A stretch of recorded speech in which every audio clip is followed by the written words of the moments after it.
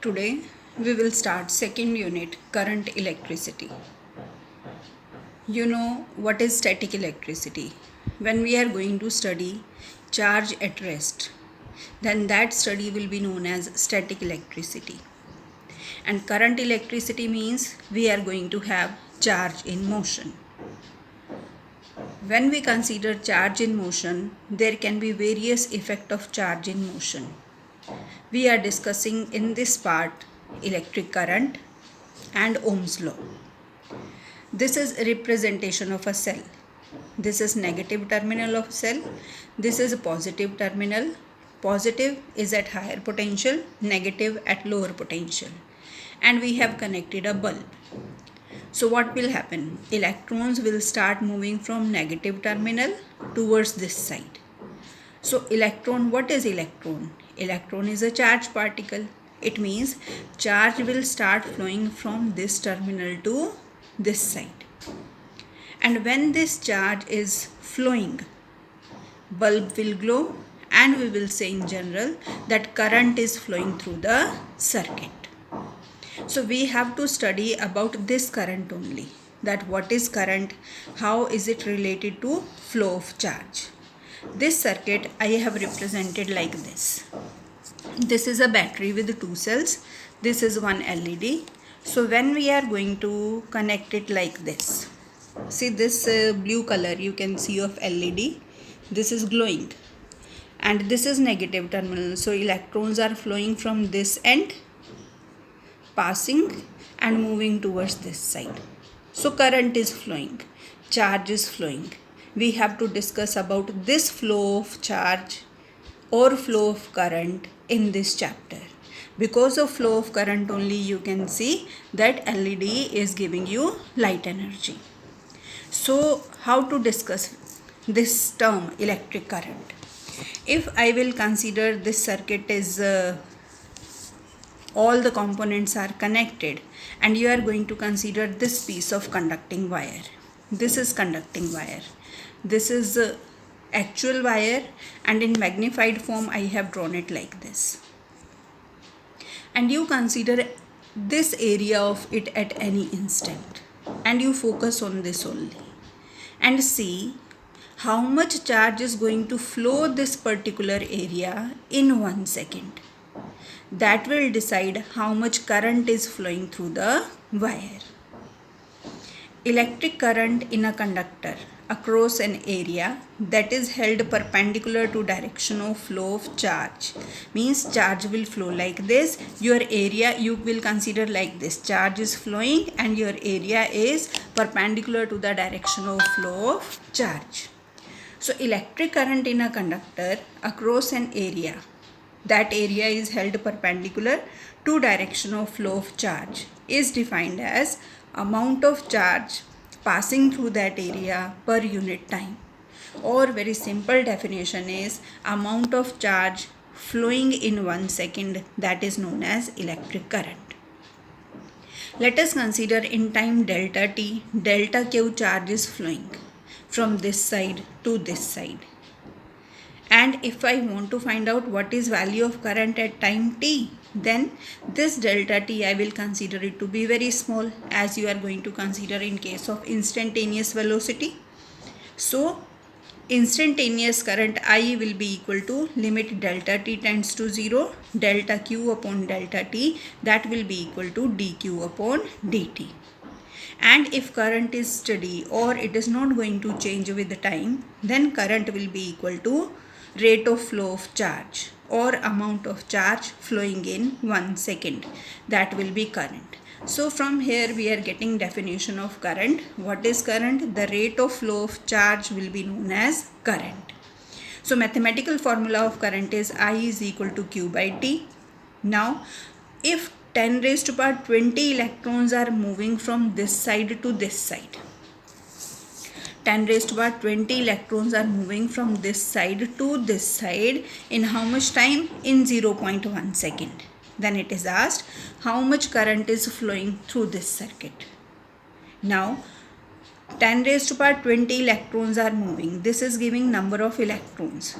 and one electron is having charge 1.6 into 10 raised to power minus 19 coulomb. So total charge that is associated with the 10 raised to power 20 electrons will be number of electrons multiplied by charge on one electron. So this you will multiply by this, and this much charge is going to flow in 0.1 second. So total charge flowing is this, total time is this. So how much current is flowing? Current is flowing 160. And what is this A representing? A is unit of current, that is known as ampere. Unit of charge will be coulomb, unit of time will be second. So coulomb per second will be known as 1 ampere. So SI unit of current will be ampere. And when will you say that 1 ampere of current is flowing through the conductor? When 1 coulomb of charge will flow in 1 second, then current is said to be 1 ampere. So 1 ampere will be 1 coulomb per second. 1 milliampere will be 10 raised to power minus 3 ampere. 1 microampere will be 10 raised to power minus 6 ampere. These you can need when you will solve the numericals. Next, what we have to consider, the current that we have in domestic appliances, this value is 1 ampere, and the current during lightning, that is 10 raised to power 4 ampere approximately, and in our body the current value is approximately 10 raised to power minus 6 ampere. Now what is direction of current? Direction of current is from higher potential to lower potential, or you can say direction of current is a direction that is opposite to flow of negatively charged particles or electrons. Electrons will move from lower potential to higher potential. Current will move from higher potential to lower potential. So whenever you are going to draw a circuit diagram, then you can draw arrow from the positive terminal of the cell or battery. Now which type of quantity current is? Current has direction from positive to negative, and current has magnitude. Then also it is not a vector quantity, because to add current we are not going to follow vector law of algebra, or we are going to consider addition by algebraic method only. Vector algebra we are not going to consider, or vector addition we are not going to consider. For example, 3 ampere of current is this, 7 ampere of current is this is angle between them. So when you will add both current, we will get 10 ampere. This side also, this angle is different than this angle, then also sum of current will come out to be 10 ampere. It means in addition we are not using triangle law of vector addition or parallelogram law of vector addition. So current quantity will be a scalar quantity, it is not a vector quantity. Now if this kind of numerical is given to you, this is IT graph given, and it is asked find the charge. In this case, see what we are going to have. Current is equal to charge divided by time. So charge will be equal to current multiplied by time. If in this graph you will find area of this figure, either you divide it in two parts. This is your first part, this is your second part. So area of this triangle, it will give you multiplication of current with the time. And area of this figure will also give you multiplication of current with the time. So if you will find this area and then you will add this area, you will find the value of charge. So your answer after solving this will come out to be 37.5 coulomb. Now what is cause of electric current? When we consider a conductor, in conductor we have large number of free electrons. And in absence of any electric field, these electrons are moving randomly. They have thermal motion, and their random movement means they are not having any net movement at all. So we don't have flow of current in that case when no electric field is applied.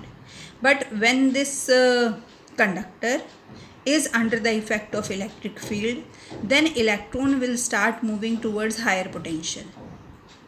Now, because of thermal motion, that randomness will not be that much effective. What the force these electrons they are going to feel because of presence of electric field will force them to move in a particular direction, and this will cause movement of electron, this will cause movement of charge, and the rate of flow of this charge is known as electric current.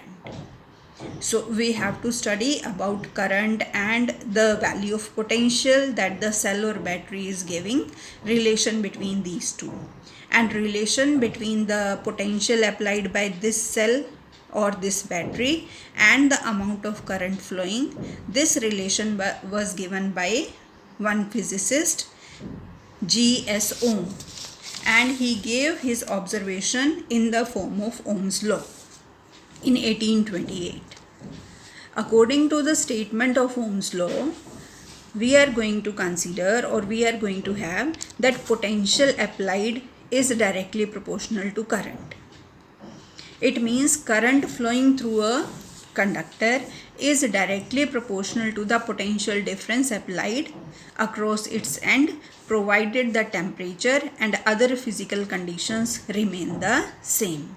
It means current flowing is directly proportional to potential. Potential you will increase, current will increase. Potential you will decrease, current will also decrease. For this I have small activity. This activity I am doing with the help of LED, and this is multimeter, and to measure current with the help of multimeter I am going to set it in the range of milliampere. This is one LED, and with the help of multimeter I will measure what is the current flowing. At this moment I am going to have two cells which are connected in the form of a battery. So if I will consider like this, you focus on multimeter.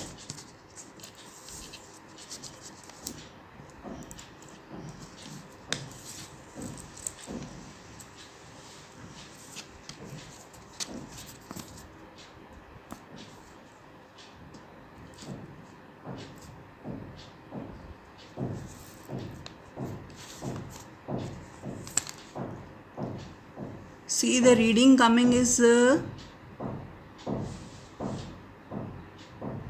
near about 0.12 milliampere. Like this reading is coming. And if in place of this I will have this battery which is of 9 volt. In this case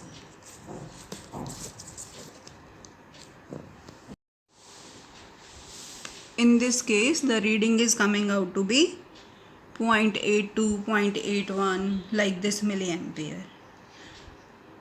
The reason for this difference in reading is the battery that we have used.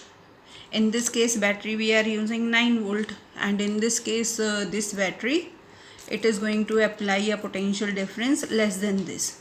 So in this case potential difference was less, value of current was also going to be less. In this case potential difference is more, so value of current is going to be more. Same was given by physicist Ohm, that the current flowing through a conductor is directly proportional to the potential difference applied across its ends, provided temperature and other physical conditions are going to be same. So we are going to have V is directly proportional to I. When you will remove this proportionality sign, constant of proportionality will be there, that is R, and this R is known as resistance. So when you will draw a graph between I and V or V and I, you will get a straight line inclined to x-axis. And if you will find the slope in this case, then slope will be tangent theta, and this will be perpendicular upon base. So it will be ratio of V upon I. And what is V upon I? V upon I will give you resistance. You see this triangle. V upon I will give you resistance. V upon R will give you I. And V will be equal to IR.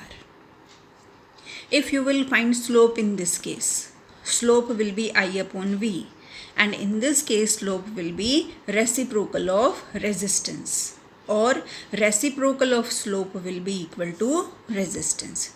So if in exam question comes, then be careful, or when you will do practical, if we have drawn this type of graph, then for resistance find the reciprocal of slope. If you have this type of graph, then slope will directly give you the value of resistance. What is the meaning of this term resistance?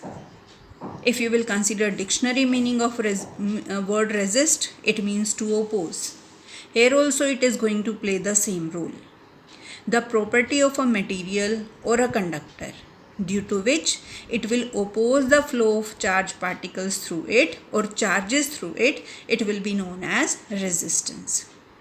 To resist, to oppose the flow of charge through it, that property will be known as resistance. Using mathematical relation of Ohm's law, we have R is equal to V upon I. Unit of resistance will be ohm, that is represented by this letter which is read as omega.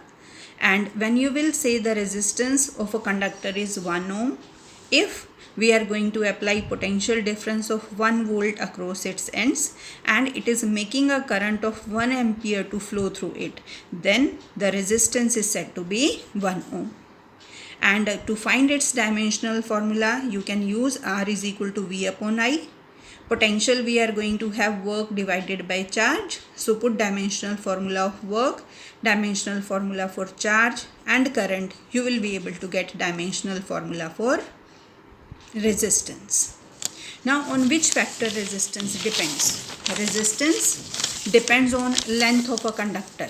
More will be length, more will be resistance. It is inversely dependent on area. Also, it depends on nature of material, whether you have copper, you have aluminium, you have gold, you have alloy. It will depend on the nature of material, as well as it depends on temperature or physical conditions. So if you will collect all these points, then we are getting this formula. R is directly proportional to L by A. R is equal to rho L by A, where rho is representing resistivity or specific resistance. R is equal to rho L by A. If L is equal to 1 meter, A is equal to 1 meter square, then R will be equal to rho. Then how can you define this rho, which is resistivity or specific resistance? Resistivity or specific resistance of a material will be equal to resistance of the material if the length is equal to 1 meter and area of cross section is also unity. It means when this will become unity, this will become unity, resistance will become equal to specific resistance.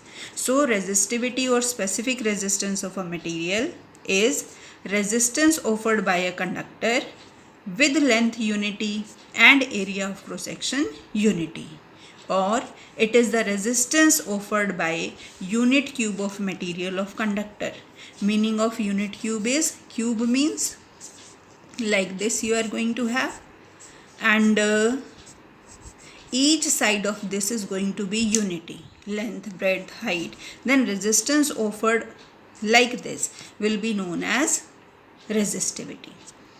On which factors this resistivity depends? Resistivity has nothing to do with length, area of cross section or dimension or size or shape. It is independent of dimensions, but it depends on nature of material and it depends on temperature. So these points you will keep in your mind. Also, if you want to find out unit of resistivity, then R is equal to rho L by A, RHO, rho L by A. So rho will be equal to RA by L. Unit of resistance, just now we have done ohm. Unit of area, meter square. Unit of length, meter. So unit of resistivity or specific resistance will be ohm meter.